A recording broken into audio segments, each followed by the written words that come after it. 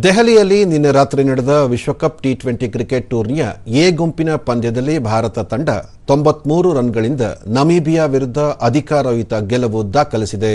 ಮೊದಲು ಬ್ಯಾಟ್ ಮಾಡಿದ ಭಾರತ 20 ಓವರ್ಗಳಲ್ಲಿ 9 ವಿಕೆಟ್ ನಷ್ಟಕ್ಕೆ 209 ರನ್ಗಳ ಬೃಹತ್ ಮೊತ್ತ ದಾಖಲಿಸಿತು. ತಂಡದ ಪರ ಆಕರ್ಷಕ ಅರ್ಧಶತಕ ಗಳಿಸಿದ ಇಶಾನ್ ಕಿಶನ್ 61 ರನ್ ಮತ್ತು ಹಾರ್ದಿಕ್ ಪಾಂಡ್ಯ 52 ರನ್ ಗಳಿಸಿ ಬ್ಯಾಟಿಂಗ್ನಲ್ಲಿ ಗಮನ ಸೆಳೆದರು.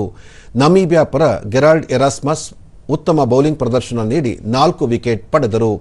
ಇದಕ್ಕೆ ಉತ್ತರವಾಗಿ 210 ರನ್ಗಳ ಗುರಿ ಬೆನ್ನತ್ತಿದ ನಮೀಬಿಯಾ ತಂಡಕ್ಕೆ 18.2 ಓವರ್ಗಳಲ್ಲಿ ಕೇವಲ 116 ರನ್ ಗಳಿಸಲಷ್ಟೇ ಸಾಧ್ಯವಾಯಿತು. ಲಾರೆನ್ಸ್ ಸ್ಟಿನ್ಕ್ಯಾಂಪ್ 29 ರನ್ ಗಳಿಸಿದ್ದೇ ತಂಡದ ಪರ ವೈಯಕ್ತಿಕ ಗರಿಷ್ಠ ಮೊತ್ತವಾಯಿತು. ಭಾರತದ ಬೌಲರ್ಗಳ ಪೈಕಿ ವರುಣ್ ಚಕ್ರವರ್ತಿ 3, ಹಾರ್ದಿಕ್ ಪಾಂಡ್ಯ ಮತ್ತು ಅಕ್ಷರ್ ಪಟೇಲ್ ತಲಾ 2 ಹಾಗೂ ಹರ್ಷದೀಪ್ ಸಿಂಗ್ ಮತ್ತು ಶಿವಮ್ ದುಬೆ ಮತ್ತು ಜಸ್ಪ್ರೀತ್ ಬುಮ್ರಾ ತಲಾ 1 ವಿಕೆಟ್ ಪಡೆದರು.